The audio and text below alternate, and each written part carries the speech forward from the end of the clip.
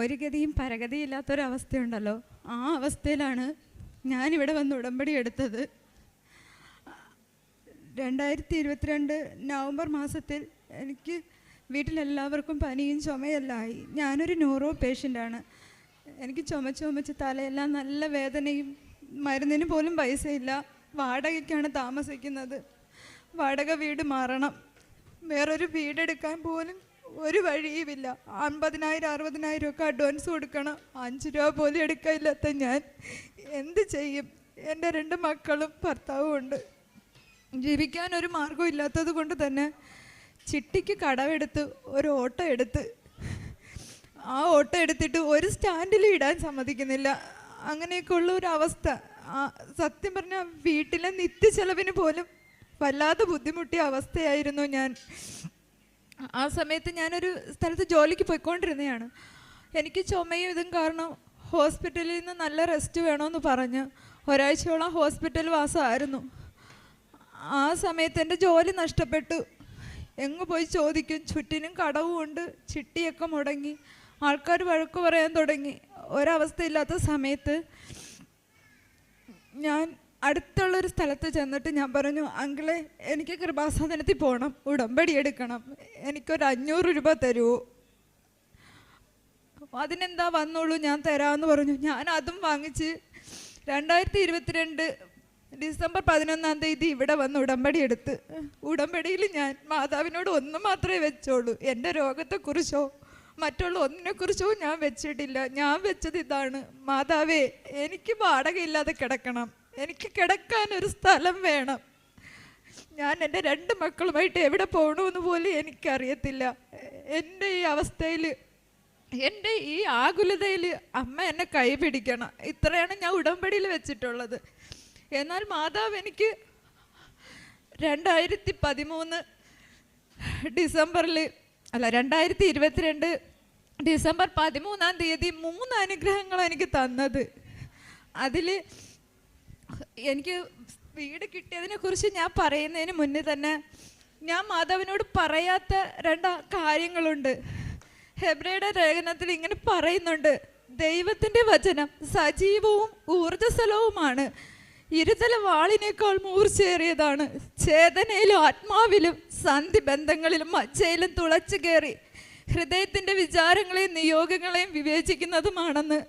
അതേപോലെ എൻ്റെ ഹൃദയത്തിൽ, എൻ്റെ മനസ്സുകൊണ്ട് മാതാവിനോട് ഞാൻ ആവശ്യപ്പെട്ട 2 കാര്യങ്ങളാണ്. ഒന്ന്, വർഷങ്ങളായിട്ട് എൻ്റെ അമ്മയും അപ്പനും വിദേശത്ത് പോകാൻ കൊടുത്തിരുന്നു. അത് നടക്കുന്നില്ല.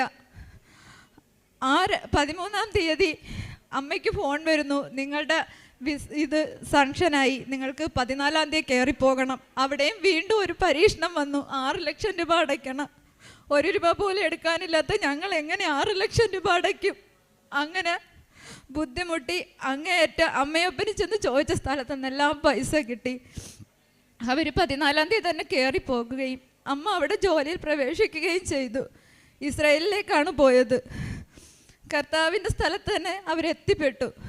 രണ്ടാമത്, ഒരു സ്റ്റാൻഡിൽ ഓട്ടോ ഇടണമെങ്കിൽ 30,000 രൂപ യൂണിയൻകാർക്ക് കൊടുക്കണം. 30 രൂപ എടുക്കാനില്ലാത്ത ഞാൻ എങ്ങനെ 30,000 രൂപ കൊടുക്കും? ആ സമയത്ത് എൻ്റെ ഹസ്ബൻഡ് അവിടെ കിടന്ന് അങ്ങോട്ടും ഇങ്ങോട്ടും ചുറ്റിക്കറങ്ങിയാണ് ഓടിക്കൊണ്ടിരുന്നത്. അപ്പോൾ അവിടെ വെച്ച് പരിചയമുള്ള ഒരാൾ കൈയാട്ടി വിളിച്ചിട്ട് ചോദിച്ചു, എവിടെയെങ്കിലും സ്റ്റാൻഡ് കിട്ടിയോ? ഇല്ല. എന്നാൽ ഇവിടെ 250 രൂപ അടച്ച ഒരു കൂപ്പൺ എടുത്ത് സ്റ്റിക്കർ വണ്ടിയിൽ ഒട്ടിക്കാൻ പറഞ്ഞു. അപ്പോഴും ആ 250 രൂപ പോലും ഇല്ല. അപ്പോഴും ഒരു ഓട്ടം കിട്ടി. ആ തുക എടുത്ത് അവിടെ അടച്ചു. മാതാവ് ഇടപെട്ട് ഒരു ഓട്ടോ സ്റ്റാൻഡ് ഞങ്ങൾക്ക് കിട്ടി. അപ്പം എനിക്ക് താമസിക്കാൻ ഇടമില്ലാത്തതാണ് എൻ്റെ വിഷയം. എൻ്റെ അപ്പനും അമ്മയും ഒരു കുഞ്ഞു വീട്ടിലാണ് താമസിക്കുന്നത്. എൻ്റെ അമ്മയും അപ്പനും സന്തോഷത്തോടെ ഓടി വന്നിട്ട് താക്കോൽ എൻ്റെ കയ്യിൽ തന്നിട്ട് പറഞ്ഞു, നീ ഇനി വാടക വീട്ടിലൊന്നും കിടക്കണ്ട മോളെ, അവിടെ ഉള്ള സ്ഥലത്ത് വന്ന് താമസിക്കുമെന്ന് പറഞ്ഞ് തന്ന്. എനിക്ക് അസാധ്യമായ കാര്യമാണ് എനിക്കിവിടെ വന്നതിന് ശേഷം സാധിച്ചത്. ജനതകളുടെ ഇടയിലേക്ക് നോക്കി വിസ്മയഭരിതരാകുവിൻ, പറഞ്ഞാൽ വിശ്വസിക്കാനാകാത്തൊരു പ്രവൃത്തി നിങ്ങളുടെ നാളുകളിൽ ഞാൻ ചെയ്യാൻ പോകുന്നു എന്ന തിരുവചനം ഞാൻ കൂടെ കൂടെ ചൊല്ലുമായിരുന്നു.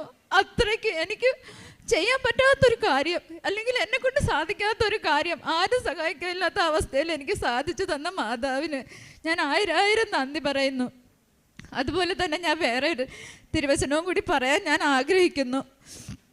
ഹെബ്രായർ 15-16 വാക്യങ്ങൾ. അതിൽ ഇങ്ങനെ പറയുന്നുണ്ട്, നിങ്ങളുടെ സഹനങ്ങളിൽ സഹതപിക്കാൻ കഴിയാത്ത ഒരു പ്രധാന പുരോഹിതനല്ല നമുക്കുള്ളത്. പിന്നെയോ എല്ലാ കാര്യങ്ങളിലും പാപം ചെയ്തിട്ടില്ലെങ്കിലും എല്ലാ കാര്യങ്ങളിലും പരീക്ഷിക്കപ്പെട്ടവനാണ്. അതിനാൽ വേണ്ട സമയത്ത് കരുണയും കൃപയും ലഭിക്കുന്നതിനായി പ്രത്യാശയുടെ കൃപാവരത്തിൻ്റെ സിംഹാസനത്തിലേക്ക് പോകുവിനെന്നാണ് പറഞ്ഞിരിക്കുന്നത്. ഞാൻ ഇവിടെ വന്നിരിക്കുന്നു. കർത്താവിൻ്റെ ആദ്യത്തെ സിംഹാസനം പരിശുദ്ധ അമ്മയുടെ ഉദരമാണ്. ആ സിംഹാസനത്തിനെ തേടി ഞാനിവിടെ വന്നപ്പോൾ എനിക്ക് പറയാൻ പറ്റുന്നില്ല, എങ്ങനെ അത് പറയണമെന്ന് പോലും എനിക്കറിയത്തില്ല.